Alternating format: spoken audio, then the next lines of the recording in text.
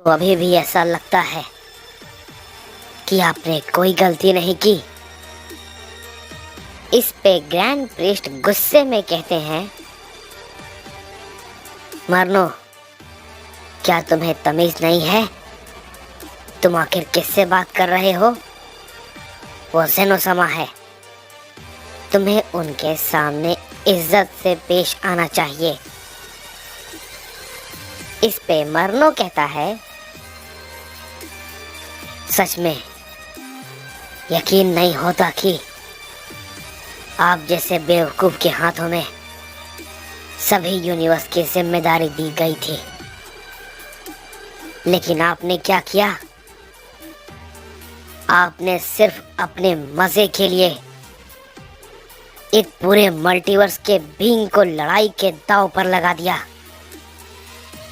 इस पे ज़ेनोसमा कहते हैं, अपना मुंह बंद रखो, समझे? नहीं तो तुम यहीं पर मारे जाओगे। मैं ये बात भूल जाऊंगा कि तुम ग्रैंड प्रीस्ट के बेटे हो, समझे? इस पे मरनो कहता है, अभी भी आपको ये बात समझ में नहीं आई। तभी उन सभी एंजल में से माहितो कहता है, मरनो, मुझे एक बात बताओ, क्या तुम सभी गॉड्स का साथ छोड़कर उन सभी साइंस मॉर्टल का साथ दोगे? तुम भी तो हमारा ही मल्टीवर्स से हो ना, तो फिर ऐसा क्यों?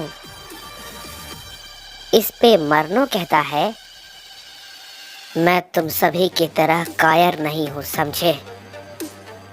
मुझे सही और गलत का अंतर अच्छे से पता है। लेकिन ऐसा लगता है कि तुम सब के सब ये सब कुछ भूल चुके हो। हमें अपने मल्टीवर्स के साइंस के साथ होना चाहिए था। मैंने और बाकी सभी ने मिलकर मल्टीवर्स 6 के सभी गॉड्स और वॉरियर्स को जिंदा करने के लिए क्या नहीं किया। और ये दोनों जो मल्टीवर्स 8 के ज़ेनोसमा और ग्रैंड प्रीस्ट हैं, इन्होंने ऐसी हरकत की है। इन्होंने प्राचीन काल के सबसे खतरनाक वॉरियर को आजाद किया है, और वो भी सिर्फ और सिर्फ अपने मजे के लिए। आपको तो अंदाजा भी नहीं है,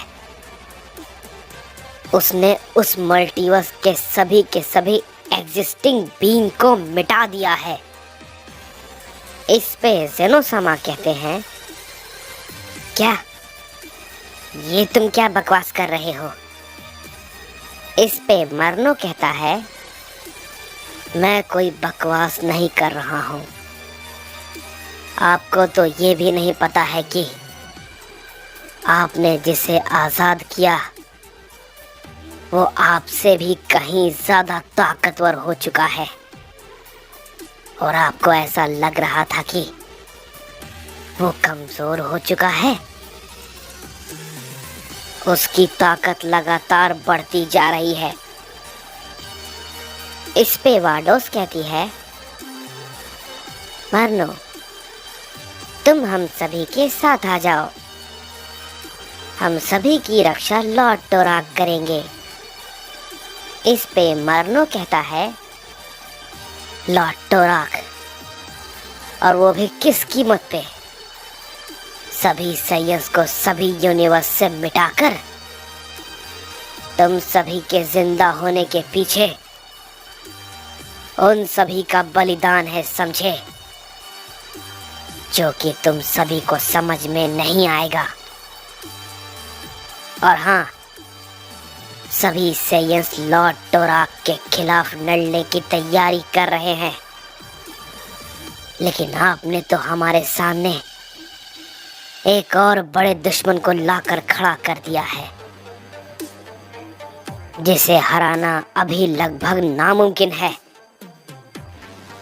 इस पे माहितो कहता है, आखिर कौन है वो जिसके बारे में तुम इतनी बातें कर रहे हो? क्या वो ज़ेनोसमा से भी ज्यादा ताकतवर है? इस पे मरनो कहता है, क्या कहा तुमने? ज़ेनोसमा? ये तो उसकी ताकत के सामने कुछ भी नहीं है। हमारी लड़ाई अब तक टोराक से थी, लेकिन लगता है हमारे पास अब एक और बहुत ही ताकतवर दुश्मन है। इस पे वाडोस कहती है, लेकिन आखिर वो है कौन जिसकी तुम बातें कर रहे हो? इस पे मरनो कहता है, आर्कन। ये बात को सुनने के बाद सभी एंजल बहुत ही ज्यादा हैरान हो जाते हैं और तभी माहितो कहता है, क्या ये भला कैसे संभव है? वो अभी तक जिंदा है? ये नामुमकिन है। तभी ग्रैंड प्रीस्ट कहते हैं, आर्कन को हराना किसी के बस में नहीं था, क्योंकि कोई भी इतना ताकतवर नहीं था। इसीलिए सभी के सभी मल्टीवर्स के ओमनी किंग और सुप्रीम ओमनी किंग ने उसे एक केज के अंदर कैद कर दिया था, ताकि वो एक दिन खुद ब खुद मारा जाए, खुद कमजोर होकर। इस पे मरनो कहता है, लेकिन आपने ऐसा होने नहीं दिया। इस पे ग्रैंड प्रीस्ट कहते हैं, मैंने उसकी ताकत देखी थी।